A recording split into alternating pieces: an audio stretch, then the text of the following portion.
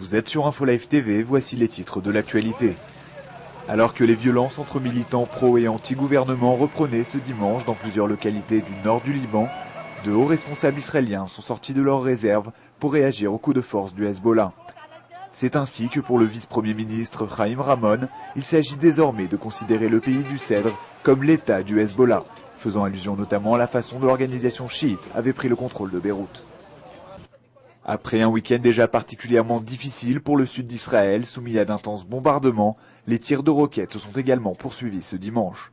Dans l'après-midi, ce sont 3 Qassam tirés depuis la bande de Gaza qui se sont abattus dans la région de Shaara Negev, l'une d'entre elles explosant même à proximité d'un car scolaire rempli d'enfants.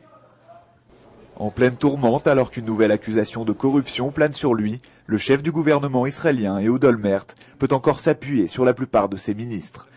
Sans même attendre de ce qui ressortira du témoignage clé de l'homme d'affaires américain Maurice Talansky, suspecté d'être à la cause du scandale, certains fidèles d'Olmert ont affiché publiquement leur soutien au Premier ministre, à commencer par Shaul Mofaz et Zeev Bohim.